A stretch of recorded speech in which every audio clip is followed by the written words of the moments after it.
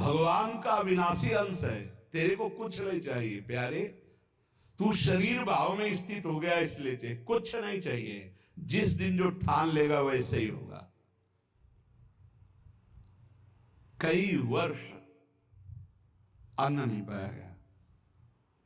भ्रमण में क्या मिलता, कभी जब कोई पूछता वैसे तो उबली हुई आलू या इतना गुड़, कभी कोई हफ्ता 10 दिन में दूध थोड़ा दे देता, कोई फर्क नहीं पड़ता। काफी समय तक भगवती भागीरथी के परम पावन दुग्ध का पान करके जैसा इस शरीर को बनाना चाहो 10 दिन केवल कष्ट लगता है। जैसे अन्न छोड़ो तो 10 दिन परेशानी, फलाहार छोड़ दो, केवल जल पे आ जाओ तो 10-15 दिन परेशानी, इसके बाद शरीर उसी में सेट हो जाएगा। वो उतने जल की खुराक में अपने जीवन को चलाने लगेगा। घबराते हो केवल कि ऐसा कैसे चल सकता है, सब सहन करने की कोशिश करो, सब सह लोगे।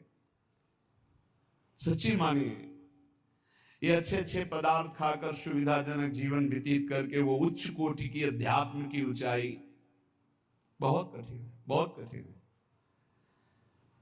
लालसा तो बहुत ऊंची करते हैं, लेकिन आचरण हमारे अगर ठीक नहीं है, हमारी वैसी लालसा के अनुसार साधना नहीं है, वैसे हम चल नहीं रहे, तो कैसे लालसा पूर्ण होगी? समझो पहले, देहूति जैसी पत्नी के लिए 10,000 वर्ष तक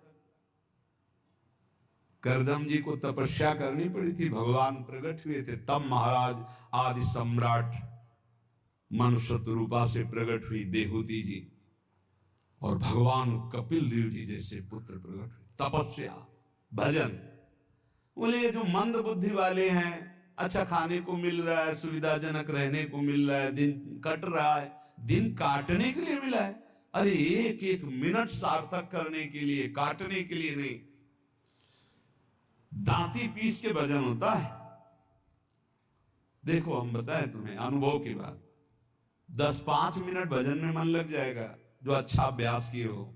शब्द याद रखो, या हम खाई पी बातें कहते हैं।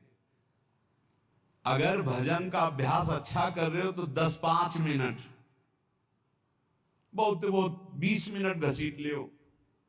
इसके बाद वो संकल्प विकल्प खड़ा करेगा, बेमतलब की बातें सामने, और भजन को रोकने की कोशिश करेगा। चलाओ, एक मंत्र चलाना, दूसरा नहीं चलाना, एक पकड़ लो मंत्र। 20 मिनट के अंतर्गत आप हमारे अनुभव को देख लेना, एकदम दृश्य खड़े करना लगेगा। और ऐसा उल्टा चले गए, बस ऐसे होता है, दांती पीस के उसको बार बार लड़ो, बार बार उसको परास्त करो, उसको बार बार परास्त। बेमतलब की बातें, बेमतलब का दृश्य, बेमतलब की घटनाएं उपस्थित करके वो मंत्र को रोकेगा। चलाओ, ये भगवत मार्ग की बात कह रहा हूं। अब 1 घंटा निकालो आप ऐसे युद्ध में, फिर आप खड़े हो आसन से तो ऐसे खिड़की में गर्दन जाएगी, पहले कुछ देख ले, कुछ सुन ले, कुछ, और नहीं है तो ये वो अभ्यास कर ही नहीं सकता जिसके पास मोबाइल है, नहीं कर सकता। क्योंकि जब वो स्थिति आती है ना, दांती पीस के इसको जबरदस्ती बस में करने की, पक्का समझो ऐसे ही करना पड़ता है। तो उसको लगता कैसे मारो, तो लगता है इसी मंत्र से मारो, ये तभी वो विचलित होता है। बस बार बार पसीना आ जाता है, माथे पे नहीं, मन पे पसीना आ जाता है, थक जाता है। जब लस्त हो जाए, त्राहिमाम मच जाए, तब और जिद्दी बनकर मंत्र जप करो, अभी बस में हो जाए। नहीं, इस मन को दुलार करना है, मन के अनुसार चलना है, और भजनानंदी की लिस्ट लगानी, लिस्ट ये लगानी ऊपर से। महान भजनानंदी, महान त्यागी संत, सुनना ये चाहते हैं और लड़ नहीं सकते 5 मिनट युद्ध इस मन से। बड़ा विचित्र खेल। तो बोले ये जो मंद प्राज्ञ है, ये निर्णय करने वाली कुछ नहीं, कुछ समय के लिए ये शरीर मिला है, लड़ ले, जीत जाएगा, प्रभु की प्राप्ति कर लेगा। और अगर इसके दुलार में रहे तो मरेगा, जाएगा, छूटेगा शरीर। तू अविनाशी, ये विनाशी, तेरे साथ कभी नहीं रह सकता। जो भजन में प्रधान भाव रखे हुए, वही उत्तम भाग्य वाले। श्रीपाद कह रहे मंद्र प्रज्ञास्त एवात्र मंद्र भाग्यास्त। अगर मंद बुद्धि तो मंद भाग्य, और तीव्र बुद्धि आप भजन के लिए निकले भजन। जब हम देखा कि शून्य जैसा हो गया मन, न मंत्र पकड़े न नाम पकड़े न कुछ नहीं, बस जिद, वो भी जिद्दी है। अरे तूफान को रोक लेना सहज है, हिमालय को उठा लेना सहज है, लेकिन मन को रोक लेना, ऐसा हमने योग वासिष्ठ में पढ़ा है। अब शून्य हो गया, जब जिद की शून्य हो गया, ना मंत्र पकड़ रहा है ना कुछ पकड़े, एकदम खड़े हो गए, पद गायन शुरू किया। अब तेरी जरूरत ही नहीं, जोर जोर से पद गायन। ऐसे थोड़ी इस पर ऐसे थोड़ी चढ़े बैठे रह गए, हर समय 24 घंटे चढ़े बैठे। तब वो धीरे धीरे धीरे फिर हाथ उठा दिया। अब वो जब सहयोग करने लगा तब आनंद आने लगा, और जब आनंद में डूबने लगा तो परिपक्व हो गया। फिर उसको थोड़ी देर बहुत विघ्नकारी, अंदर ही अंदर खत्म, न मंत्र में लग रहा है, न नाम में लग रहा है, एकदम शून्याकार स्थिति। अब हम चलाना चाह रहे मंत्र, वो बिगड़े कुछ नहीं सन, और उसके बिना होगा नहीं कुछ। जैसे हमारे बिना वो कुछ नहीं कर सकता, ऐसे बंधन और मोक्ष का कारण मन ही है। इसको बिल्कुल हमको ठीक करना है, दवा खवानी है, इसको दवा खवा के इसको स्वस्थ करना, तभी हम भगवत प्राप्त होंगे। हमारे बिना ये कुछ नहीं कर सकता, तो इसके बिना भी हम कुछ नहीं कर सकते, क्योंकि यही बंधन और मोक्ष का कारण, इसको ठीक करना ही है।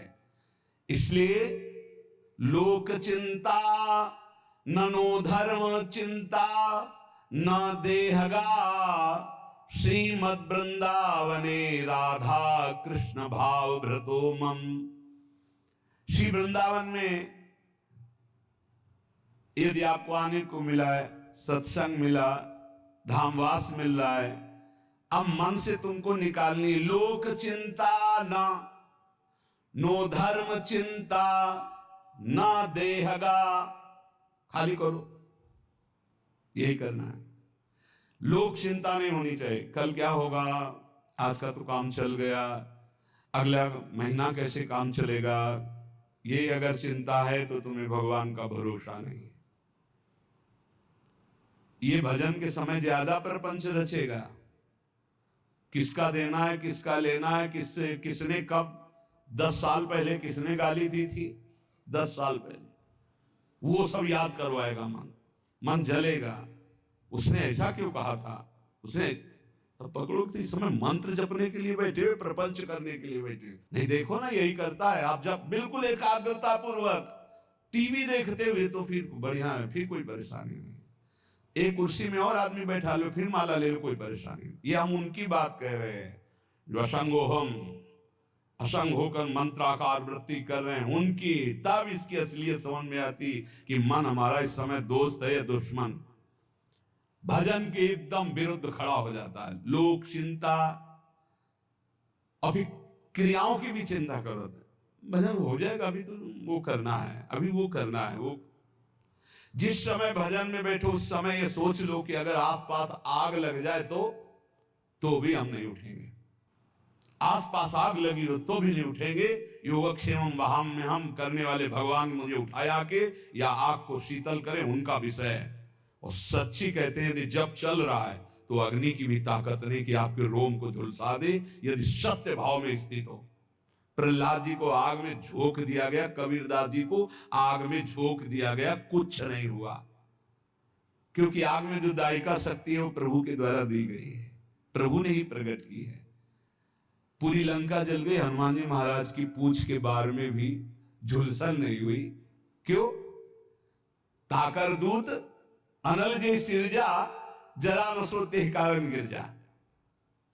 बोले उनके दूत हैं जिन्होंने अग्नि का सृजन किया है, अग्नि की रचना की, जिन्होंने अग्नि को प्रकट किया है, अग्नि में जो दाहिका शक्ति दी है। लोक चिंता ना, अगर आपको भगवत प्राप्ति करनी है तो तुम्हें कल की चिंता नहीं करनी। अभी वर्तमान में जो कर्तव्य है, भजन, मन को परमात्मा तत्व में लगाना, और शरीर से जो भी क्रियाएं हो, कुछ समय तो ऐसा रखो जो क्रियाहीन भजन हो। शांत, हम तो कहते माला भी मत लो उस समय, ईमानदारी वाला भजन कह रहे हैं। शांत बैठ जाओ, बस केवल आंखों के सामने मंत्र चलाओ, चाहे आंख बंद करके चाहे खुला करके, बस देखो ये कहां जाता है। जहां जाए फिर इसको दौड़ा के लाओ इसी मंत्र पे, जहां जाए फिर दौड़ा के लाओ बार बार। मंत्राकार वृत्ति 10 मिनट ऐसा साधन करोगे तो कई घंटे के भजन का फल मिल जाएगा। देखते हुए 10 मिनट भजन करोगे तो कई घंटे जप का फल मिल जाएगा। बहुत प्रभाव है मानसिक चिंतन करते हुए मंत्र जपने का। पर उस समय लोक चिंता ना, और ना धर्म चिंता कि अभी हमारा ये कर्तव्य है, उस समय नहीं। और ना देहेगा अरे बड़ा दर्द हो रहा है, ये दर्द हो रहा है, वो दर्द हो रहा है। हमारा दर्द का तो संबंध हो गया है, दर्द से हमारा तो संबंध हो गया है। जैसे तुम्हारा स्वाभाविक कभी बुखार आदि आवे तो शरीर में पीड़ा होती ना, ऐसी हमारे तो रोज बनी रहती है। इसके ऊपर उठे तब कांखना आएगा कि बहुत दर्द हो रहा है, फिर ऐसा आएगा। जितना तुम्हें कांखने पे आता है उतना तो रोज हमें रहता है। उतने का तो अभ्यास है इस शरीर को, उसके ऊपर जब होता है तब पकड़ के चलने की बात आती है। देहगा और आप सच्ची मानो ऐसी स्थिति में भी गुरु कृपा से, गुरु प्रसाद से जो बैठने की, जो टहलने की, जो चिंतन की दिनचर्या, उस पर कोई फर्क नहीं। वैसे ही देह की भी चिंता नहीं करनी, धर्म की भी चिंता नहीं करनी, लोक की जीवन की भी चिंता नहीं करनी। कूद पड़ो इस मार्ग में, कूद पड़ो, खजाना ही खजाना हाथ में आ जाएगा। श्रीपाद कहते हैं जब कोई ऐसे भजन करता है तब उसके अंदर भावना श्यामा श्याम की जागृत होती है। तब भावोत्सवेन भजताम रसकाम धेनुम। संत वाणी, महापुरुषों का प्रत्येक वचन भगवत प्राप्ति के लिए बहुत अमृतमय सहायक है। कह रहे हैं अंधी करोमि भुवनम बधरी करोमि धीरम सचेतनम चेतनतां नयामि कृत्यं न पश्यति नयेन हितं शृणोति धीमान धीतमति न प्रतिसंदधाति। जो व्यक्ति बात बात पे क्रोध करता रहता है वो अपने भजन को छीण कर देता है, उसका भजन फलदायी नहीं हो पाता। अंधी करोमि, वो अंधा हो जाता है और ऐसे बात बोल देता है, ऐसी क्रिया कर देता है, ऐसी चेष्टा करता है, ऐसा संकल्प बना लेता है, उसका भजन क्षीण हो जाता है। क्रोधी पुरुष का भजन क्षीण हो जाता है, वो भगवत प्राप्ति कराने में समर्थ नहीं होता। अंधी करोमि भुवनम बधरी करोमि, गुरुजन उसे बोले समझावे तो उसको गुस्सा आ जाएगा, वो बहरा हो जाता है, उनकी बात नहीं सुन, वो अंधा हो जाता है, वो चेतन होते हुए जड़ हो जाता है। बस वो मैं ऐसा कर सकता हूं, मैं ऐसा कर दूंगा, वो अपने परम कर्तव्य को भूलकर अहित की बात बोलना लगता है, गाली गलौज करना। इसलिए बुद्धिमान पुरुष को चाहिए, जो भगवत प्राप्ति करना चाहता है, इस क्रोध रूपी शैतान से बचे। ये आ गया तो ना गुरुजनों की बात सुनेगा, ना देखेगा, ना समझेगा, जड़ जैसा हो जाएगा और बहुत गंदी गंदी बातें बोलने लगे, गाली गलौज, अपराध प्रवृत्ति, हिंसा आदि। जो उपासक भगवत प्राप्ति करना चाहता है इस क्रोध से बचे। क्रोध बहुत ही हानिकारक है। ये बहुत अच्छा रहेगा, बहुत पक्के हो जाओगे। जब घर से निकले तो जन्मभूमि से थोड़ा ही निकले थे कि मन ने डरवा दिया, भोजन कहां करोगे, कौन देगा भोजन। कहिए तो अभी तो शुरुआत ही हुई, किसने हमारा साथ ही देना बंद कर दिया, बिल्कुल घबराहट पैदा कर दी। कहां रहोगे, कौन तुम्हारा पालन पोषण करेगा, कौन तुम्हारी रक्षा, इतने प्रश्न उठा दिए, पर कदम नहीं रोका, खड़े नहीं हुए, भागे। कहीं कोई जग न जाए, कहीं कोई देख न ले, तो भागते गए और उत्तर देते गए मन को, प्रभु जहां जैसे रखेंगे वैसे रहूंगा, प्रभु भूखे रखेंगे तो भूखा रहूंगा, प्रभु अगर पिटवाएंगे तो पिट लूंगा, प्रभु मरवा डालेंगे तो मर जाऊंगा, कदम पीछे नहीं लौटाऊंगा। पता नहीं पूर्व का कुछ होगा ऐसा। वही शब्द पूरे जीवन भर उत्तर देता रहा इस मन को। जब इसने पछाड़ मारने की कोशिश की ता उसको वही उत्तर नहीं, तो कदम आगे बढ़ते चले गए। महासहानि दुखानि सुखान्युन्मादकानि वा। अब कोई दुख नहीं है। क्यों? जैसे अपने घर आ जाए और पता चले गाड़ी बिगड़ गई तो सुख होगा इस बात का कि गाड़ी को तो बिगड़ना ही था, पर घर आके बिगड़ी ये बहुत हुआ। अच्छा, अगर कहीं रास्ते में बिगड़ जाती तो गड़बड़ हो जाता, फिर पता नहीं अंधेरा हो जाता और हम अपने घर तक नहीं पहुंच पाते। लेकिन कृपा ये हुई कि जब घर दिखाई दिया कि ये आ गया तो गाड़ी बिगड़ गई तो कोई परेशानी नहीं हुई, अपनी अटैची उतारी, अपने घर आ गए। ऐसे महासुखानी, पक्का विश्वास करो, यदि आप पहले से तैयार रहोगे दुखों से लड़ने के लिए तो आप कभी प्रश्न नहीं करोगे कि हमारे साथ भगवान ऐसा क्यों कर रहे हैं। और अगर ये प्रश्न आ गया कि हमारे साथ प्रभु ऐसा क्यों कर रहे हैं, तो ना आप शरणागत हो और ना आप भगत हो। ये प्रश्न भक्त के हृदय में नहीं होते। बहुत बार सुन चुके हो, ये प्रश्न नहीं होते कि आपने दुख क्यों दिया। आज तक किसी भक्त के मुख से ऐसा नहीं निकला, आपने ऐसा क्यों किया, ये प्रश्न नहीं निकला। ये प्रश्न निकलता है जिसकी शरणागति पुष्ट नहीं होती, जिसका आत्मसमर्पण नहीं होता। तो हम पहले से महापुरुष जनों के वाक्यों से पुष्ट करते हैं। यदि आपको अभी शरीर स्वस्थ है तो खूब भजन कर लो, आगे दुख आने वाला है। लिख लो अपने लोगों की क्या भजन साधना है, जो रात दिन दिव्य भजन करते रहे। उनके जाते जाते शरीर में पूज्य पाद उड़िया बाबा जो 18 घंटे पद्मासन, 18 घंटे एक आसन में बैठे, उन महापुरुष के गुदाद्वार में ऐसा चटक गया था। वो जो भी नाम हमें तो याद नहीं है, ये इन नामों में नहीं है जो अभी लिए जाते हैं, गुदा रोग से संबंधित जो बड़ा पीड़ा देने वाला रोग होता है, पर वो होता इन्हीं गुदाद्वार के अंतर्गत, बहुत पीड़ा। पर वो ऐसी स्थिति में भी पद्मासन में अपने आसन में बैठते थे, कोई औषधि प्रयोग नहीं। बोले इसका तो केवल ऑपरेशन होता है, बोले कोई जरूरत नहीं। कई महीने तक पीड़ा देता रहा, फिर गायब हो गया। क्यों? क्योंकि उतना ही प्रारब्ध है। वो जहां अपना कष्ट भुगवा दिया खत्म हो जाएगा, बिना औषधि के खत्म हो जाएगा। हिम्मत रखना। बड़े बड़े महापुरुषों के शरीरों में कष्ट आया है तो पहले से तैयारी कर लो। भला हम कष्ट की तैयारी क्यों कर ले? क्योंकि हमें सुख भोगना है। देखो, जन्मभूमि से 5-7 कोस गंगा जी, नंगे पैर से जाया जाता था गंगा स्नान करने। छोटे छोटे बच्चे थे, साहबजादे, नंगे पैर चलाया जाता, क्योंकि गंगा स्नान करने जाए बड़ा भाव रहता है, पवित्र भाव, जाग साष्टांग दंडवत। तो ये गर्मी सहते हुए नंगे पैर जा रहे हैं, गंगा स्नान करके फिर नंगे पैर आ रहे हैं। क्यों? क्योंकि गंगा जी पाप हारणी है। पाप नष्ट होगा तो क्या होगा? बोले सुख मिलेगा। सुख की लालसा से इतना कष्ट सह रहे, निर्जला एकादशी रह रहे हैं, एक बूंद पानी नहीं पी रहे, कष्ट सह रहे। ये कष्ट क्यों सह रहे?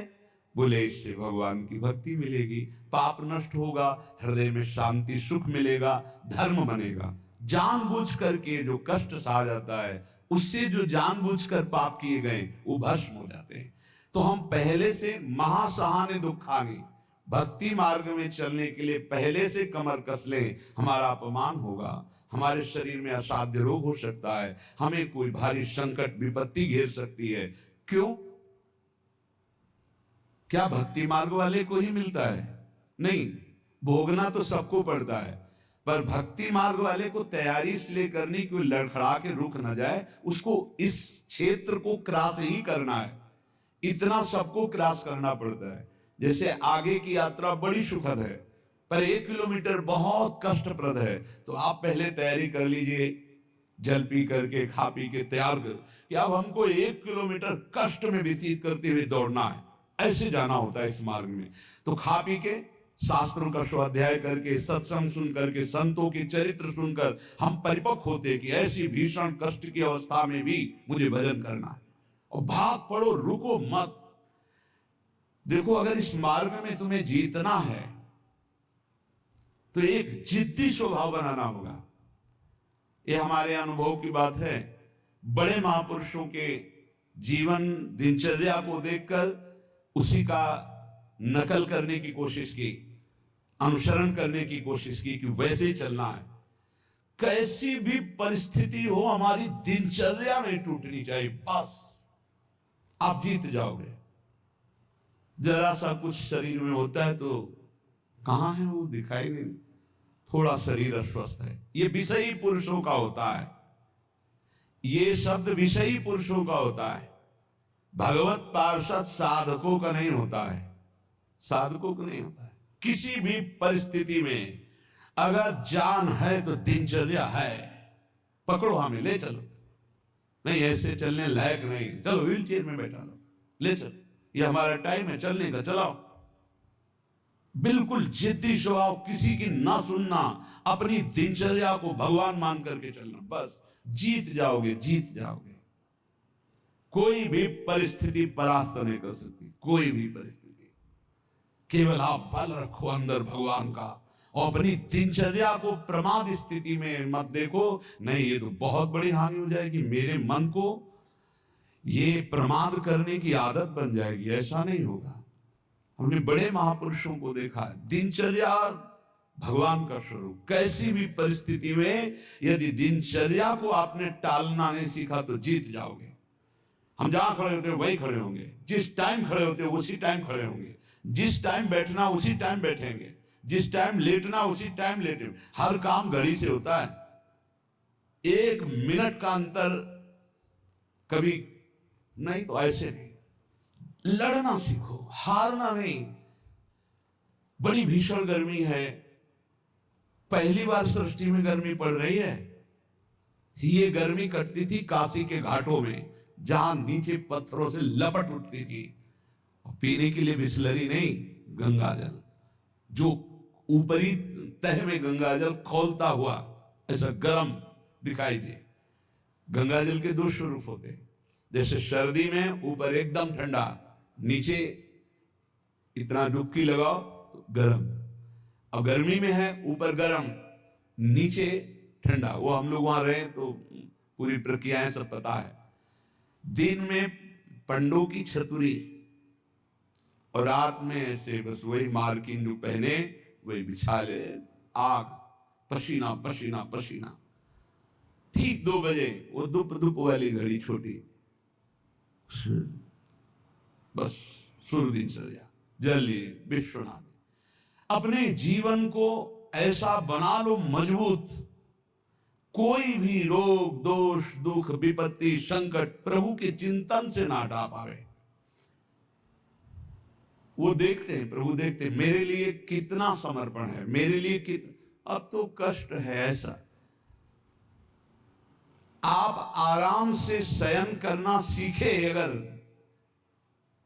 तो आप साधक नहीं हैं।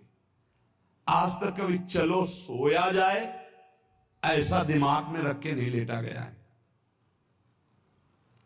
करवट लिए बैठ लो, मंत्राकार वृत्ति, सीधे लेटे मंत्राकार वृत्ति। अब जब आ गई नींद आ गई, अपने समय से फिर उठ गए। हम सोने के लिए नहीं लेटते, हम लेट कर भी भजन करते हैं, भजन के लिए लेटते हैं। हम इसलिए बता रहे हैं कि इसको पकड़ो, यही तुम्हारी लड़ाई है। जब तुम खाली लेटोगे सोने के लिए तो काम वेदना और नाना प्रकार के विषय चिंतन उस समय हावी होंगे।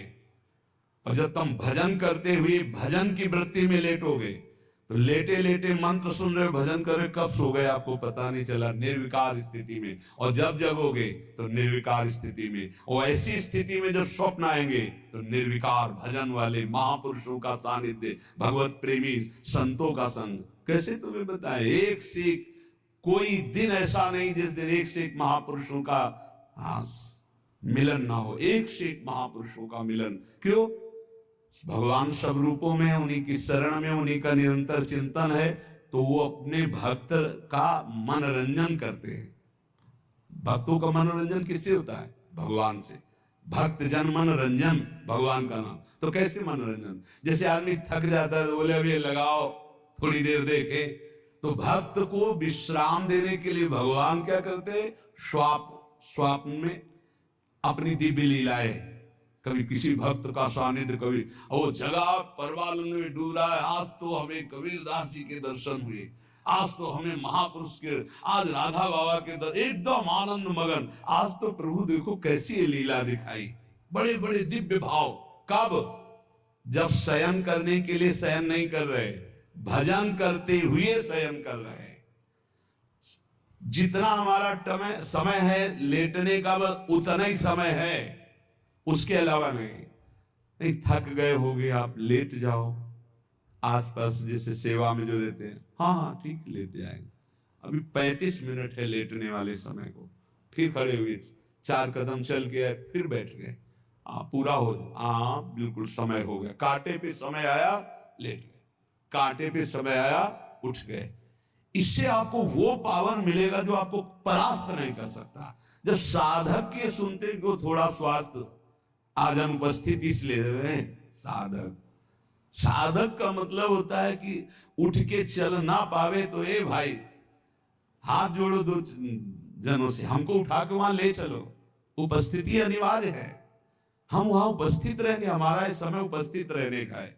बैठ नहीं पाएंगे तो सीढ़ी में लेट के सुनेंगे, लेकिन हम वहां उपस्थित रहेंगे।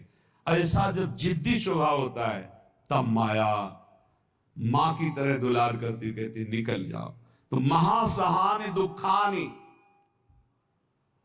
ऐसे किसी के विषय में अगर जानना है तो या तो सोई जाने जे देव जनाई, और या हर समय रात दिन उनके साथ रहो तो जान सकते हो।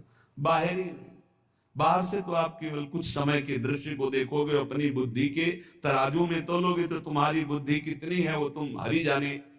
महासहानि दुखानि, ये शब्द बहुत अमृत है। यदि ऊपर उठना है तो इस शब्द को गले लगाना पड़ेगा। भगवत मार्ग में चलना है तो इस शब्द को गले लगाना पड़ेगा, महासहानि दुखानि। तब आगे आएगा सुखान्युन्मादकानि वा, महान उन्माद प्रकट करने वाला सुख मिलेगा। फिर वृंदावन दृढ़ प्रीति, प्रिया प्रीतम से, वृंदावन से, नाम से दृढ़ प्रीति प्रकट हो जाएगी। खत्म संसार चक्र। श्रीमद वृंदाटवी कुंज पुंजे नित्य विहारिणौ, गौर श्याम महाश्चर्य किशोरौ मम जीवनौ। श्री वृंदावन के निकुंजों में जो नित्य विहार करने वाली गौर श्याम महाश्चर्य में जोड़ी है, यही मेरा जीवन है, यही मेरा सर्वस्व है।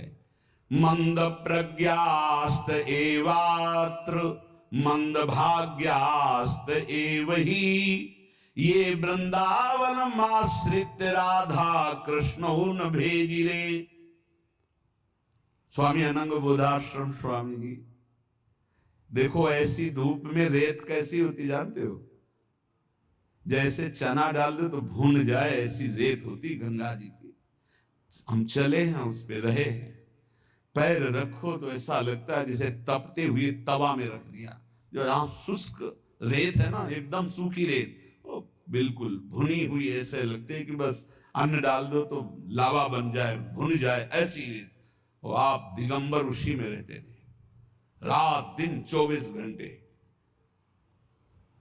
जैसे दोपहर में कोई बहुत दया करके भिक्षा देने जाता, अरे स्वामी जी, अरे पैर रखते नहीं बनता, ऐसे ऐसे रेत लेते, ऐसे फिर अच्छा खड़ा हो जाए शीतल। और आपकी त्वचा ऐसी जैसे कहने में अशुद्ध लगता है, जैसे पशुओं की त्वचा होती, ऐसी त्वचा हो गई। प्रकृति का वार पूर्ण सहते हुए तब धर्म सम्राट करपात्री जी साष्टांग दंडवत करते से, अगर मूर्तिमान ब्रह्म का साकार रूप देखना है बोले जाओ, अश्विनी आश्रम की रेती में पड़ा हुआ है मूर्तिमान ब्रह्म, जटाओं का भार, पूरा शरीर श्याम वर्ण का, दिगंबर, ब्रह्माकार उन्मादकारी नेत्र, रात दिन एकांत वही गंगा की रेती। महापुरुषों ने भगवत प्राप्ति के लिए, ब्रह्म बोध के लिए इस देह भाव का पूर्ण विस्मरण कर दिया। प्राया सुकृतिनाम अर्थे देवायांति सहायताम, अपंथानम तु गच्छन्तम शोदरोपि विमुंचति। जब कोई सही मार्ग में चलने लगता है, दूसरों को सुख पहुंचाने की बात बोलता है, तो दैवी शक्तियां उसकी रक्षा में हो जाती। वो अकेला नहीं रहता।